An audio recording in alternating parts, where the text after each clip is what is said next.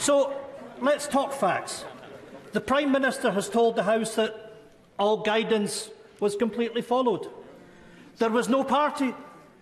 COVID rules were followed and that I believed it was a work event. Nobody believed him then. And nobody believes you now, Prime Minister. That is the crux. No ifs, no buts. He has willfully misled Parliament. The Prime Minister inadvertently told the House on the 8th of December that no parties had taken place and then had to admit that they had. What the public see is a man who has debased the office of Prime Minister, shrinked responsibility, dogged accountability and blamed his staff at every turn, presided over sleaze and corruption and tainted the very institutions of the state. In short, Mr Speaker, this is a man... Well, they can laugh, but the public know. The public know this is a man they can no longer trust. He has been investigated by the police. He misled the House. He must now resign. Order. You'll have to withdraw that last comment. Mr Speaker, I gave the evidence of the 8th of December. Order. You're going to have to withdraw misled. Mr Speaker, the Prime Minister has misled the House. Unless you withdraw, I will have to stop, and that's not good. Just withdraw the words. I am standing up for my constituents that know that this Prime Minister has lied and misled the House. Give me the paper. Give me the paper. Inadvertently misled. I'll give you one more chance. As leader of the SNP, I don't want to have to throw you out. I'm going to give you this chance. Please. Please to power. That man has misled the House.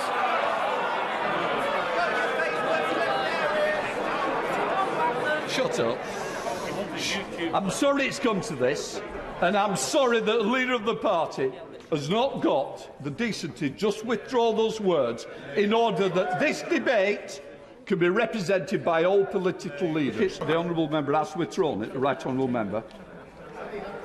That the Prime Minister may have inadvertently misled the House. Order. To help me, to help the House, you withdraw on your earlier comment and replaced it with inadvertently. It's not my fault if the Prime Minister can't be trusted to tell the truth. Under the power given to me by Standing Order number 43, I order the honourable member to withdraw immediately from the House. And off he went. We're joined by the SNP Westminster leader, Ian Blackford. Well, as we heard there, Mr Blackford, you didn't just say misled, you also said that the Prime Minister lied to the House of Commons. I mean, whatever cynicism voters might have about politicians, those are very serious allegations to make in the House of Commons, aren't they?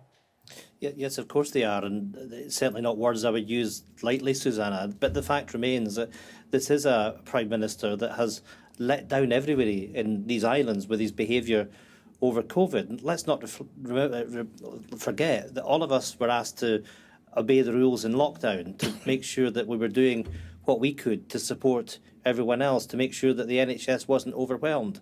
And what we had was a Prime Minister that has repeatedly broken his own rules. And we now know, on the back of the Sue Gray report, that there are 12 different events at Downing Street have been referred to the Metropolitan Police, as many as 4 that the Prime Minister is believed to have been at. But crucially, in all of this, the Prime Minister came to the House of Commons on the 8th of December and denied that parties had taken place. Not only did he deny that parties had taken place, he gave no indication that he had been at those parties. This is a serious matter for the House of Commons, because he has misled the House, and on the basis of having misled the House and lied, that in itself is a resignation matter. And it seems, I have to say, slightly perverse that I'm the one that is to be thrown out of the House of Commons on the basis of standing up and telling the truth. Now, if I had withdrawn what I'd said yesterday in the House of Commons, I would have been guilty of doing what the Prime Minister has done, and that would have been lying to everybody watching.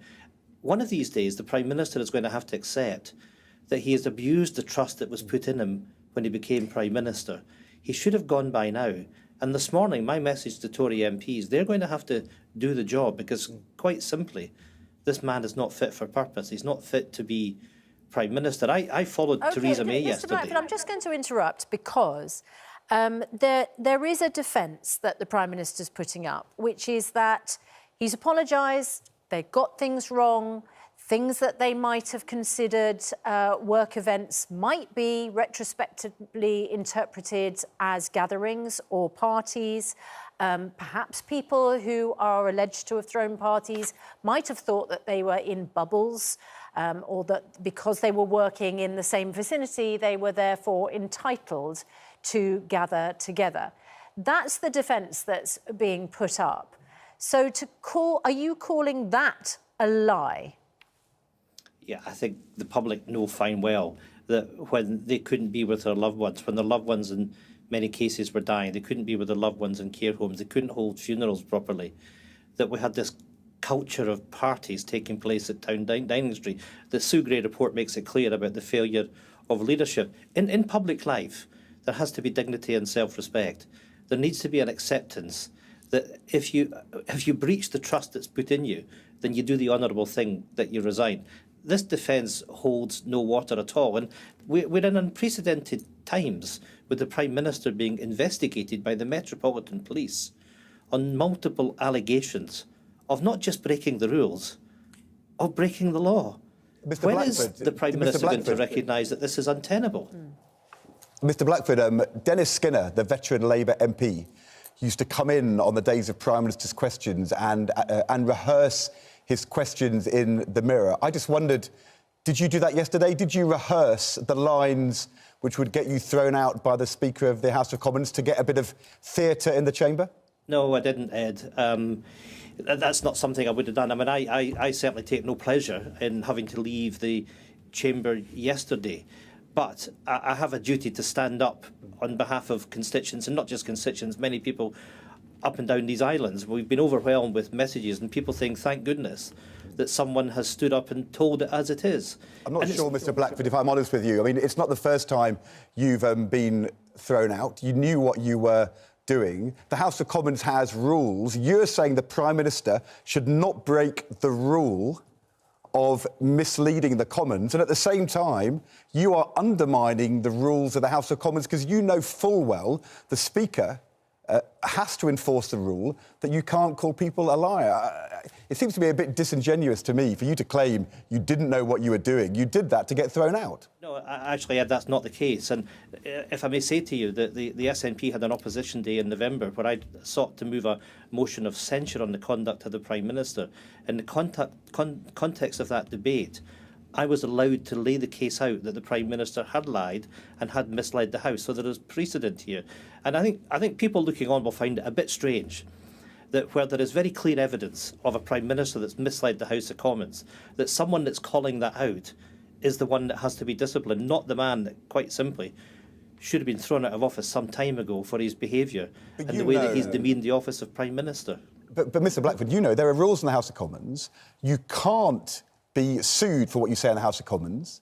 You can't be taken to court for libel. But the Speaker has a job to protect the rules, and one of the rules is that you don't call other members a liar, and you did. So you knew you were breaking the rules while accusing the Prime Minister of knowingly breaking the rules. I just wonder whether, aren't you undermining the Speaker in the House of Commons as well? No, I'm not. I've got every respect for the Speaker, but Ed, I would encourage you to look at Hansard and look at that debate from November, where it was considered proper in the context of the debate of where we are to make the allegations that I have done. So there's precedent for this. Certainly wasn't any attempt to throw the spotlight on me. The spotlight should be on the Prime Minister for his behaviour and the fact that he should be gone from office. Yep. All right. Ian Blackford, thanks very much indeed.